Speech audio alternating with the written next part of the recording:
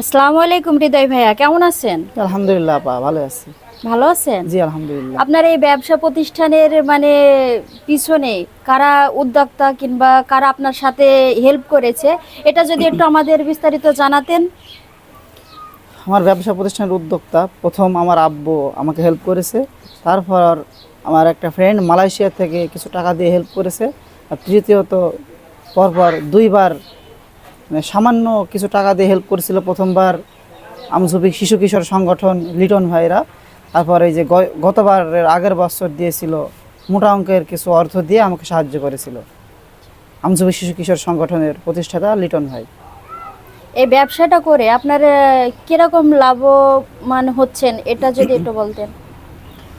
লাভবান বলতে আমি হাফেজ শেষ করে অনেক চাকরির পিছনে দৌড়াইছিলাম, অনেক অনেক চেষ্টা করেছিলাম, কিন্তু আমার মতো মানুষকে, প্রতিবন্ধী মানুষকে কেউ চাকরি দেয়, জি, জি। অবহেলা করেছে সবাই। জি।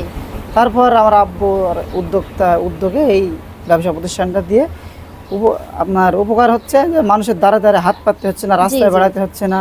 আচ্ছা, এই এক জায়গায় বসে ইনকাম করছি, আলহামদুলিল্লাহ। আল্লাহর কাছে এটাই অনেক শুকরিয়া যে আল্লাহ আমাকে এই জায়গাতে বসায় রাখছে, সম্মানের সাথে রাখছে, এটাই আমার উপকার। আপনি যে ব্যবসাটা করছেন, যখন আপনার খরিদ্দার আসে দোকানে, তাদের যে মালামাল দেন কিংবা টাকাটা নেন, এটা কিভাবে বোঝেন আপনি?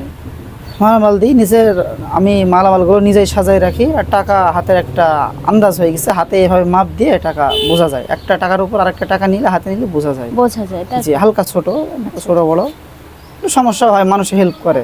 আপনার পাড়ার পরিবারে মানুষ। কয়জন আছে? পরিবারের আমার ফ্যামিলির সদস্য 4 জন। আমরা ছোট ভাই আছে একটা, আর আব্বু আম্মু আর আমি। আপনি একজন কোরআনের হাফেজ ভাই, তা জি। আপনি এই কত বছর লেগেছিল আপনার এই কোরআনের হাফেজ হতে? কোরআনের হাফেজ হতে আমার 14 থেকে 15 বছর লেগেছিল। তো কত মানুষের বছর অসুবিধায় বয়সে থেকে আপনি 7 হয়েছেন? বছর, আমি 7 বছর বয়স থেকে ভর্তি হয়েছিলাম মাদ্রাসায়। আচ্ছা।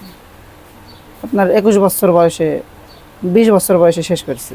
আপনার দৃষ্টি প্রতিবন্ধী হওয়ার কারণটা কি ভাই? জন্মের পর থেকে এরকম। বৈবাহিক জীবন নিয়ে বলতে জীবনে চলার পথে একটা সঙ্গী দরকার। জি। তো অনেক চেষ্টা করা হচ্ছে, আল্লাহ যদি চাই ইনশাআল্লাহ অল্প দিনে, আল্লাহ যদি চাই হবে, যেদিন চাবে সেদিন হবে। আর মেয়ে কিরকম, আল্লাহ কোরআনের ভিতরে বলছে অখলাকনাকুম আজওয়াজা, আমি তোমাদেরকে জোড়ায় জোড়ায় সৃষ্টি করেছি, যার যেটা জোড়া আছে সেটাই হবে, যেটা কপালে আছে সেটাই আলহামদুলিল্লাহ শুকরিয়া আদায় করতে হবে আল্লাহর কাছে। যদি ভবিষ্যৎ আর স্বপ্ন নিয়ে যদি আপনি কিছু বলতেন ভাই।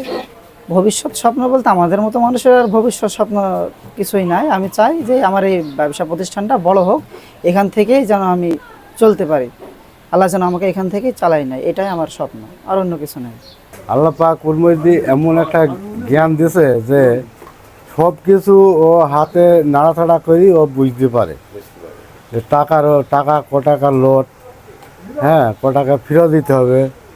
আল্লাহ পাক ওকে এমনভাবে বুদ্ধি দিয়েছে যে সব কিছুই ওর সুবিধা হয়। কিন্তু ভালো মানুষ ওরা কিন্তু ভুল করে, কিন্তু হৃদয় কিন্তু ভুল করতে পারে না।